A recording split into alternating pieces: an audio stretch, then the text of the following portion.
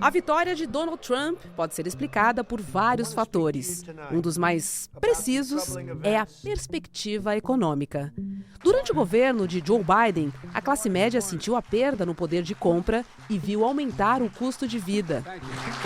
Desde a vitória de Trump, o dólar já fez alguns movimentos de subida e queda, mostrando a volatilidade do mercado com o novo governo que assume a partir de 20 de janeiro. No Brasil, a inflação subiu 0,56% em outubro e furou o teto de meta dos 12 meses, segundo dados do IBGE. É incompreensível. O empenho do governo Lula atualmente é fechar um pacote de gastos para reduzir as despesas das contas públicas. Lula tem anunciado que o ganho real do salário mínimo e a vinculação da aposentadoria ficarão fora dos cortes, apesar de investimentos na saúde e educação estarem inclusos. Isso tem levado a críticas mais pesadas dos setores mais à esquerda, que acusam o governo Lula de importar uma agenda neoliberal. Segunda-feira, 11 de novembro de 2024.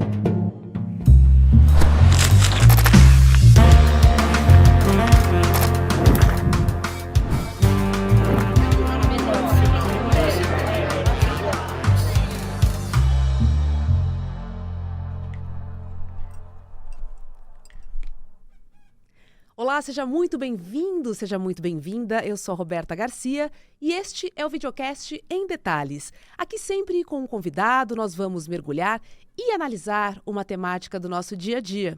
Hoje eu converso com o professor e pesquisador de economia, Pedro Rossi. Oi, Pedro, que prazer receber você aqui no Em Detalhes. Obrigada por ter topado o nosso convite e eu já vou lançar logo a braba, tá? Hoje eu conversei com a Heloísa Vilela, que está nos Estados Unidos, e ela me disse que o preço do leite, da carne moída, do pão, desses alimentos, né, só para citar alguns exemplos, eles não voltaram, né, não voltaram ao preço que eram e que eles tinham antes da pandemia. Isso significa que o custo de vida e o poder de compra dos estadunidenses, logicamente, que caiu. Você acredita que este foi o fator decisivo para a vitória de Donald Trump nas eleições?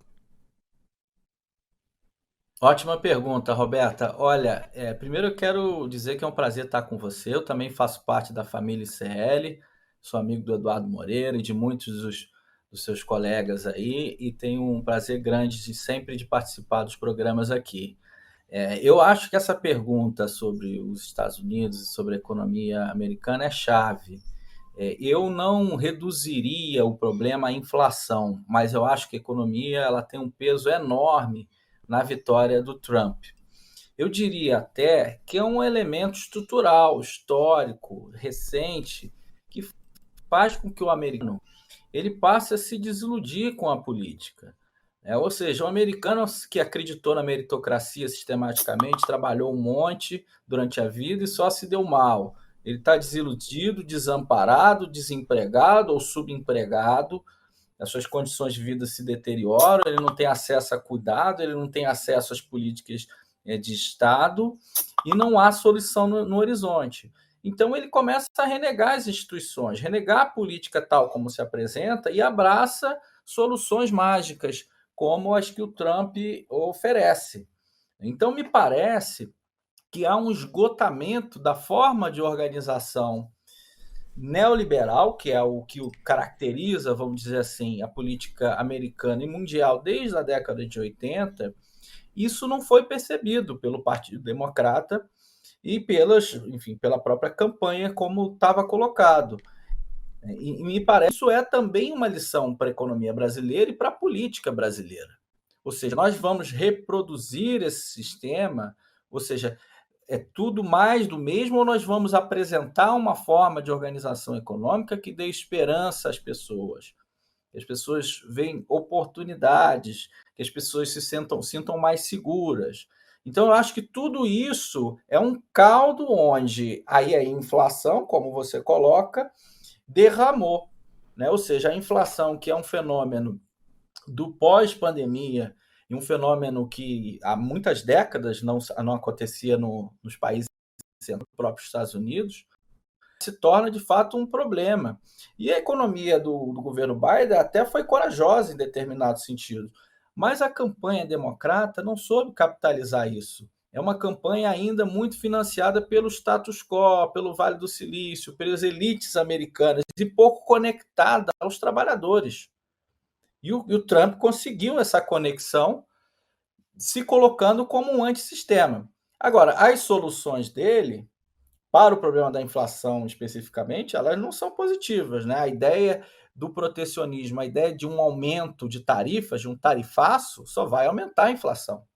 E mesmo a ideia de uma deportação em massa é uma ideia também que encarece o custo de vida americano e o trabalho americano, o salário americano e tende a gerar mais inflação. Então, veja, o Trump é uma falsa solução para a decadência neoliberal que os Estados Unidos se colocou. E Pedro, que tipo de política econômica você acredita que o governo Trump adotará, principalmente se a gente considerar que estamos falando de um governo populista, hein? Pois é, Roberta, aí a gente vai ver os próximos passos do governo Trump, mas eu aposto no caos, ou seja, numa política caótica para dentro e numa política caótica para fora.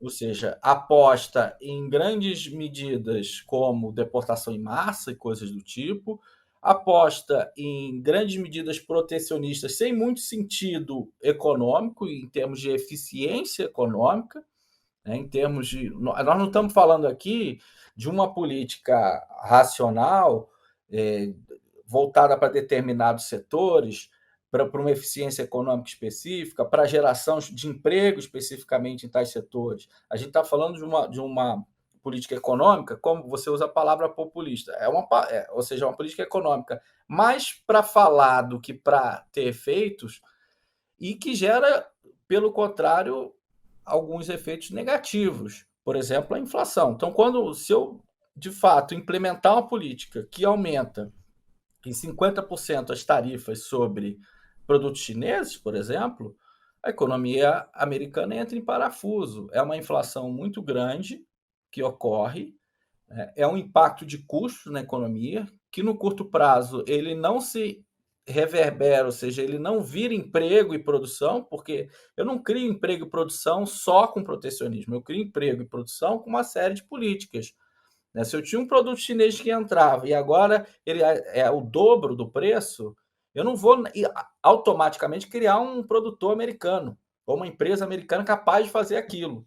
Então, é uma coisa muito mais racionalizada que precisa para a gente reindustrializar um país. Não é isso que o Trump propõe. E me parece que ele também é guiado por um super elitismo no sentido de que, olha, as políticas dos grandes monopólios e grandes bilionários que vão estar aí no campo econômico.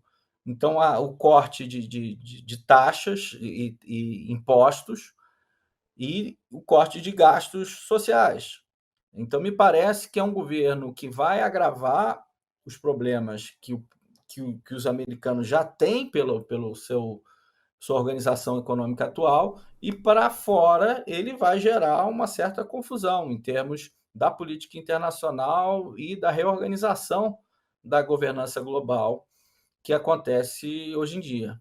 Então a gente pode esperar um verdadeiro strike em relação à economia global, né? Pois é, olha, um dos efeitos que o mercado já entendeu isso, que, por exemplo, a inflação americana tende a aumentar com as políticas que ele faz.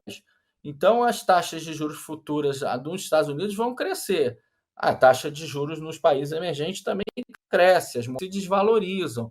Então, já há uma reação a possíveis políticas, né? E, evidentemente, que outras reações virão. Né? Agora, também é uma oportunidade, Roberta, para a gente repensar as nossas políticas internas. Né? Boa. A gente vive um mundo em transformação e o Trump ele acelera essas transformações, ao meu ver, né? Porque ele é uma resposta a uma decadência, a uma falência de um modo de organização. Né? Ele, no fundo, está captando a insatisfação do povo americano, né? Com tudo que está aí. E me parece que em outros países essa mudança também já está acontecendo. E há um modelo de organização asiática, da China e em outros países, que é muito diferente do que a gente vê por aqui e que tem muito mais sucesso na organização econômica. Então, veja, eu acho que a gente vive uma fase de transição. O mundo da globalização, tal como era, acabou. O neoliberalismo ele está se metamorfoseando. E outras soluções virão. O novo ainda vai aparecer. E me parece que o Trump acelera o novo. Agora, o que não pode acontecer, e aí eu termino aqui essa fala, é a gente ter uma postura anacrônica, ou seja, tentar revisitar o velho status quo, os velhos paradigmas econômicos, os velhos dogmas. Olha, vamos fazer aqui um ajuste fiscal, porque é isso que vai fazer crescer.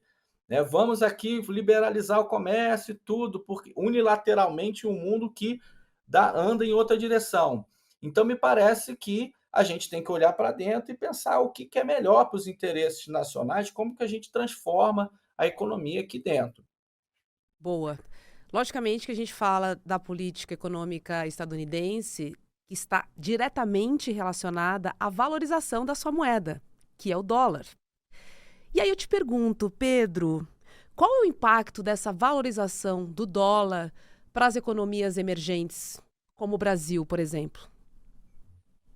A valorização do dólar é a desvalorização da nossa moeda, né? E é, assim, em termos traduzíveis, produtos importados mais caros no supermercado. Então, as pessoas vão ao supermercado, as coisas estão mais caras, porque o dólar ficou mais caro. E isso gera inflação para nós. Isso gera uma queda na capacidade que nós temos de consumir produtos importados. Evidentemente, também dá oportunidade para que alguns produtos sejam produzidos aqui dentro. Então, há essa contradição. Né? Uma moeda, R$ 1 desvalorizado, de um lado, no curto prazo, prejudica o trabalhador, no longo prazo, pode beneficiá-lo, porque eu vou criar novos empregos, indústrias que vão substituir ou vão ocupar uma parcela do que os produtos importados tinham. Porque não é só o produto final que chega totalmente importado, é também o produto que é consumido como insumo dentro da produção brasileira, que vem importado e vem mais caro. Isso vai rebater nos preços também. Então, gera inflação e isso tende a rebater nos juros. O juros brasileiro também responde muito à moeda americana, porque a moeda americana, a sua flutuação gera pressões inflacionárias aqui dentro. Então, veja, quanto mais incerteza, quanto mais o Trump jogar papo fora, mais instável vai estar a economia global. E o Brasil é um país que sofre choques atrás de choques. A volatilidade da moeda brasileira em relação ao dólar é uma das maiores do sistema. A gente é muito vulnerável aos mercados financeiros diferentes de outros países. Então, a gente vai viver tempos de instabilidade aí para frente. Você tocou num ponto importante e enxergou também como uma grande oportunidade para o Brasil e para os países emergentes. Deixa eu te perguntar, quais setores você encaixa nessa possibilidade de crescimento?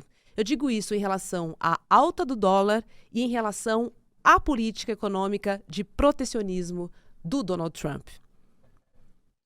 Olha, Roberta, eu enxergo a possibilidade, aí meu lado otimista, tá? Eu sou pessimista com relação a muitas coisas, mas o meu otimismo vem justamente da gente estar vivendo um mundo em transformação, e o Trump é um sintoma desse mundo em transformação, e nesse mundo em transformação é mais possível tomar medidas diferentes, desafiadoras, né? Por exemplo, o Ministério da Fazenda propõe um plano de transformação ecológica. Eu acho muito interessante o plano de transformação ecológica. Agora, esse plano não cabe no orçamento público. Não dá para fazer plano de transformação ecológica só com incentivos ao mercado. Não dá para fazer plano de transformação ecológica apenas com mercado de carbono e coisas do tipo. Transformação ecológica, com letras maiúsculas, precisa de investimento público em alta escala. A gente está falando em transformar a estrutura brasileira, ou seja, criar novos empregos, criar novas tecnologias, criar novas formas de produção. mudar mercado de trabalho, mudar comércio exterior, e evidentemente na direção da sustentabilidade, na direção da redução das desigualdades. Um plano ambicioso de desenvolvimento é possível no Brasil. Não há restrição para isso. Aí o pessoal fala, mas não tem dinheiro, não tem dinheiro. Aquela velha conversa de que não tem dinheiro. Isso é uma bobagem. No Brasil tem dinheiro, tá? A gente não tem escassez de recurso.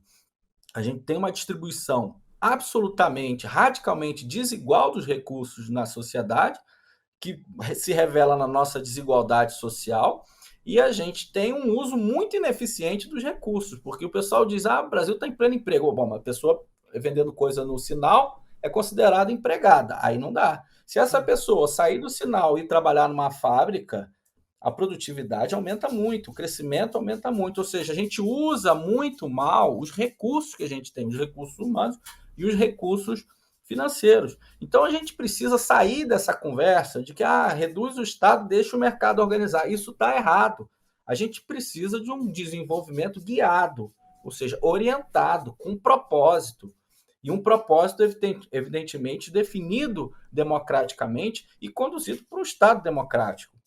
Me parece que há uma oportunidade histórica para isso, porque a falência do modelo neoliberal vai gerar ou esses tipos de condução pelo Estado de um modelo de desenvolvimento mais progressista ou o abismo do autoritarismo e do fascismo. Então, é uma encruzilhada que a economia internacional se coloca e, ao mesmo tempo, uma oportunidade para países como o Brasil. Agora, Pedro, eu queria falar um pouco mais de Brasil, focar na nossa inflação, que subiu 0,56% em outubro, ultrapassando o teto da meta em 12 meses. A gente tem como vilões aí os alimentos, o setor de serviços e também de energia elétrica. A minha pergunta para você é: quais fatores estruturais estão mantendo essa inflação brasileira acima da meta, mais alta do que o esperado, hein? Bom, Roberto, um dos pontos é se a meta está no lugar ou não. Porque a gente teve recentemente uma redução da meta que foi excessiva. E aí o Banco Central busca cumprir a meta e fica jogando os juros para cima. Então, essa é uma primeira pergunta. O Brasil sempre teve vulnerabilidade a choques de preços diversos. A gente falou do câmbio, mas tem também os choques de alimento que você citou, os choques de energia. Tudo isso gera inflação. E o Brasil tem uma característica peculiar que outros países não têm, que é uma indexação grande de vários preços. Aquele contrato de aluguel que a gente tem, que quando renova o ano, tem um índice de inflação que está colado nele, e aí a inflação do ano passado passa para o ano seguinte, certo? Certo. Então isso gera uma inflação mais alta, no caso brasileiro. A gente não vai conseguir atingir uma inflação de país desenvolvido. Mas na cabeça do Banco Central, na marretada de juros, a gente chega lá. Mas não é assim que funciona. E os juros, ele cada vez menos interfere na dinâmica inflacionária pelas vias de crédito e demanda. O que é crédito e demanda? É você dizer assim, bom, preço de alimento subiu. Então é um problema de demanda, as pessoas estão comendo demais, então vamos fazer assim, vamos aumentar a taxa de juros para as pessoas terem menos renda e para as pessoas saírem da fila do alimento. E aí reduz a demanda de alimento, o alimento cai de preço. O que as pessoas saírem da fila do alimento? É fome. Ou seja, é reduzir a demanda. Isso não faz sentido nenhum, Roberto. Eu estou falando isso para a gente pensar como não faz sentido combater inflação de alimento com juros. E o que gera aumento dos alimentos não é a demanda, é o lado da oferta, ou seja, é a produção, são os problemas climáticos, é uma quebra de safra, é isso que gera aumento de alimento. Então, os juros não vai fazer chover na produção, na agricultura. O que vai fazer, de fato, o alimento voltar é um aumento da oferta. Eventualmente, você pode ter outros instrumentos que não juros. Por exemplo, os toques reguladores. Isso é uma política que nós podemos fazer. Aliás, o governo Dilma e Lula fizeram lá atrás, com a Conab. Depois o governo Bolsonaro e Temer privatizaram a Conab, venderam os estoques todos. Então, agora, a ideia é recompor esses estoques para que ele se possa influenciar o preço dos alimentos. Ou seja, o alimento está muito caro, então o governo vai e joga alimentos no mercado, aumenta a oferta, o preço cai. E quando o alimento está muito barato, o governo recompõe estoque. Então, essa é uma política inteligente de combate à inflação, por exemplo, de alimentos. E não um aumento de juros sistemáticos, né? E a gente é campeão de juros há muito tempo e sem nenhuma razão específica, técnica, porque eles não conseguem justificar isso por nenhum indicador econômico razoável. Agora, temos uma sinuca de bico, né? Porque o Banco Central disse que pode aumentar ainda mais as taxas de juros. E aí eu te pergunto, como é que o governo trabalha com essa taxa assim tão alta? Qual é a chance de sucesso do governo nessa situação atual, Pedro? Pois é, Roberta, a taxa de juros no Brasil é uma jabuticaba, como a gente diz, né? Porque em nenhum lugar do mundo os juros fica tão alto durante tanto tempo. Tem alguns países que competem com a gente, ali a Turquia e outros, mas a verdade é que desde 99, que quando se instituiu esse regime de metas de inflação, a taxa de juros brasileira real, ou seja, descontada a inflação, é uma das maiores do mundo, é campeã sistematicamente de juros.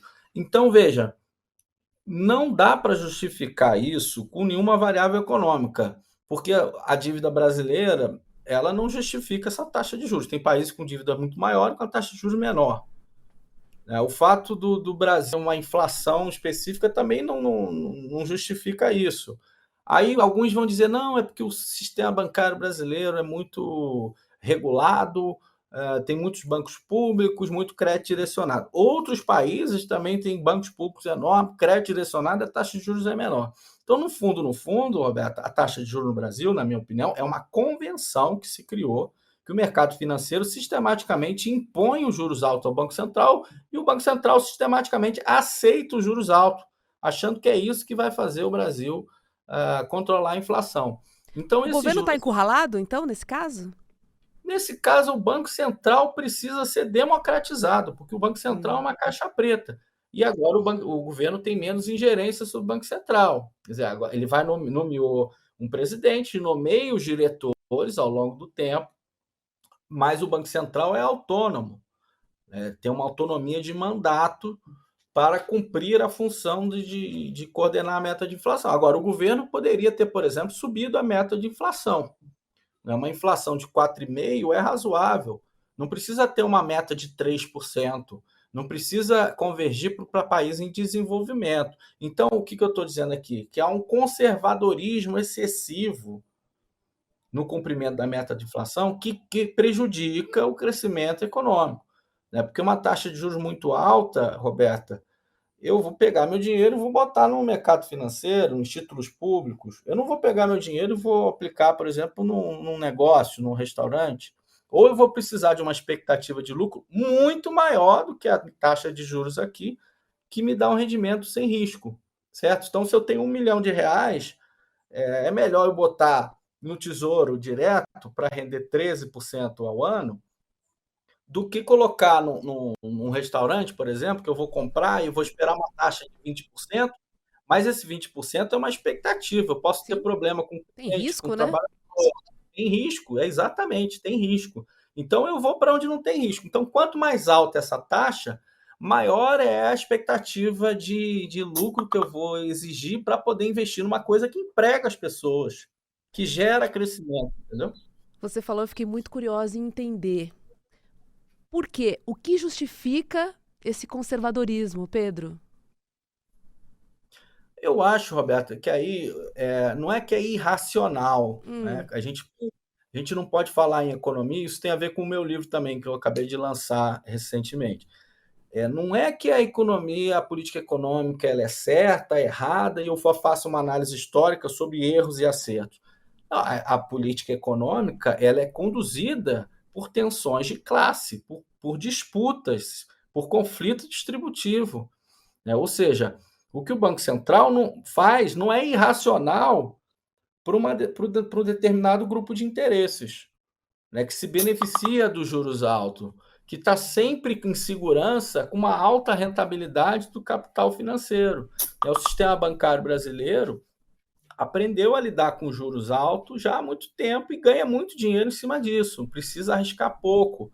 E aí a gente não tem um mercado de crédito de longo prazo, porque por que um banco vai emprestar para daqui a 10 anos se ele pode emprestar para o governo e ganhar 13%?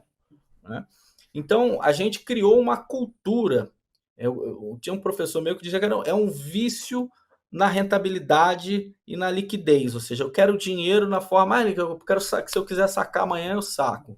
E eu quero uma rentabilidade sem risco. E aí essa demanda ela é sistemática, e o Banco Central incorporou isso na sua lógica. Os operadores do Banco Central, eles reproduzem uma lógica, às vezes eles até acreditam piamente naquilo.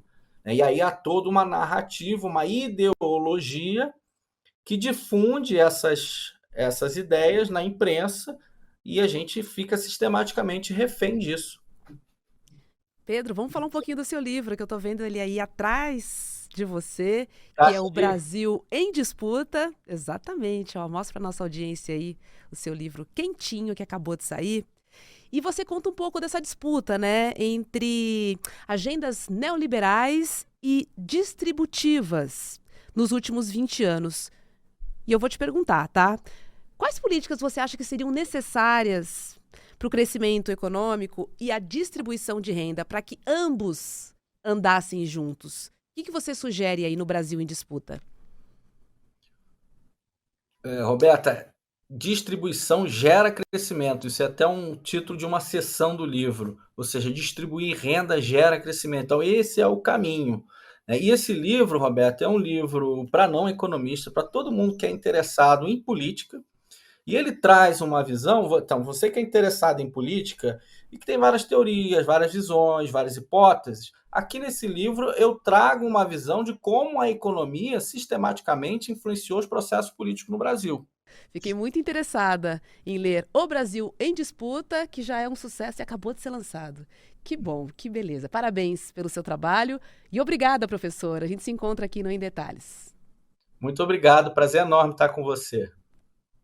Olha, gente, prepare-se porque vem aí a maior formação em empreendedorismo no Brasil. É isso! O Empreendedor Mestre está de volta e você pode fazer a sua inscrição para a terceira turma, com uma aula incrível, que começa com uma aula incrível, na verdade, de Eduardo Moreira. O Edu vai te ensinar como contar histórias que engajam, né, os seus clientes e convencem a sua clientela, para você decolar o seu negócio e realizar o seu sonho de empreender.